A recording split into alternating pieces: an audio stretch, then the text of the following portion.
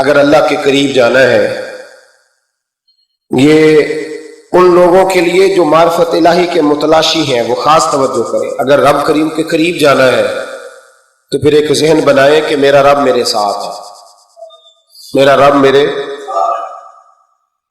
نحن اقرب الیہ من حبل الورید۔ اور درویش کہتے ہیں جے میں تینوں اندر جانا تو پھر مقید جانا، جے میں تینوں باہر جانا تے اندر کون سمانا، اندر بھی تو ہے تے باہر بھی تو، وچ بلا کون نمانا۔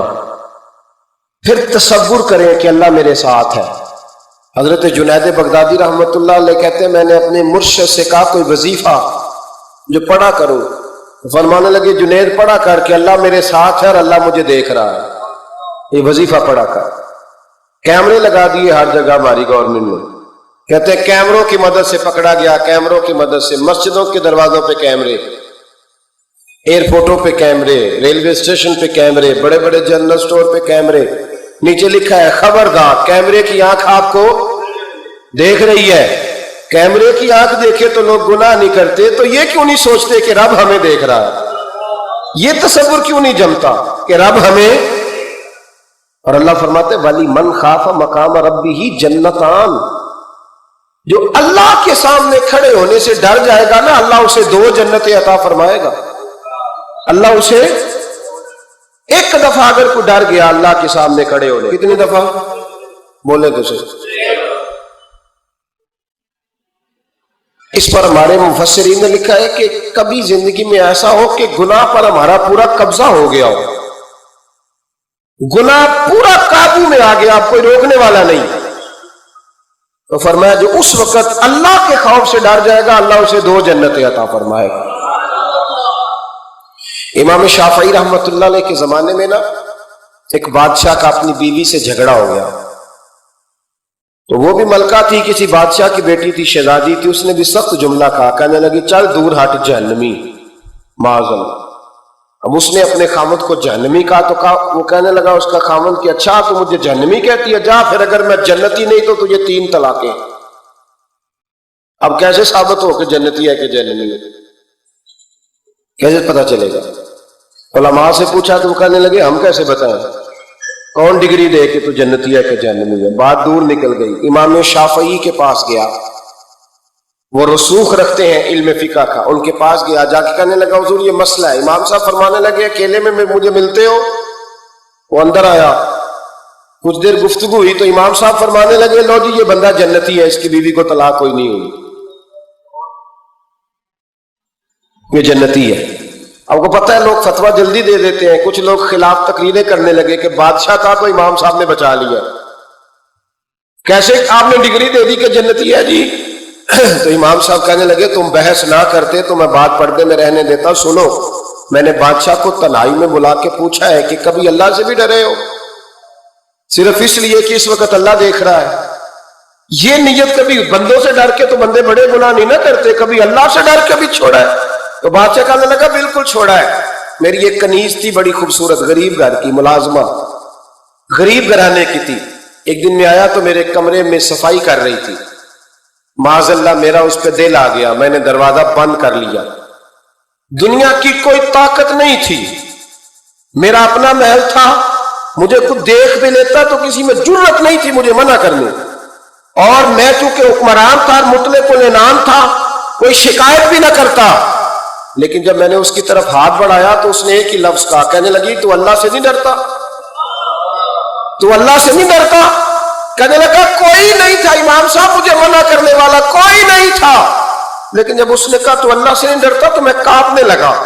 میں نے اس سے معافی مانگی، غریب ملازمہ سے میں نے بادشاہ ہو کے معافی مانگی، میں نے معافی مانگی، پھر میں نے دروازہ کھولا، کہتے وہ چلی گئی۔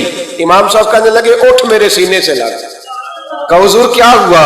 فرمایا جو تنہائی میں اکیلے میں ایک دفعہ بھی رب سے ڈر جائے اللہ اسے 2 جنتیں عطا فرمائے گا۔ تو جنتی ہے اس لیے کہ تو یار کبھی تو ایسا ہو، کبھی تو ایسا ہو بھولا گاہک ہمارے قبضے میں آ گیا ہو، ہم اپنا پورا اس پر تسلط رکھتے ہو پر ہم اللہ سے ڈر جائیں۔ کبھی ایسا ہو کہ کروڑوں روپیہ ہمارے تسلط میں ہو، ہم چاہیں تو جتنا مرضی استعمال کریں لیکن ہم اللہ سے ڈر جائیں۔ حضرت عمر کا زمانہ تھا، ایک نوجوان صحابی کا بیٹا مسجد جایا کرتا تھا، بڑا نیک تھا. ایک عورت اس کو اپنی طرف بلانے لگی، لبھانے لگی. نوجوان تھا، ایک دن دل آ ہی گیا بی بی پہ. عشاء کی نماز پڑھ کے اس کے گھر کی طرف جا رہا تھا کہ کسی قاری صاحب نے آیت پڑھ دی، وَلِمَنْ خَافَ مقام ربہ جنتان، جو اللہ کے سامنے کھڑے ہونے سے ڈرے گا رب 2 جنتیں عطا کرے. یہ آیت کیا سنی کہ نوجوان بے ہوش ہو کے گرا. کسی نے باپ کو خبر دی کہ تیرا بیٹا بے ہوش ہے. باپ گھر لائے، بالوں میں ہاتھ پھیرا، بیٹے کیا ہوا؟ اس نے آنکھیں کھول کے کہا ابا جی میں نے گناہ کیا نہیں، لیکن میرا قبضہ پورا ہو گیا تھا گناہ پہ. وہ بالکل راضی تھی، میں چاہتا تو میں گناہ کر لیتا لیکن میں اللہ سے ڈر گیا.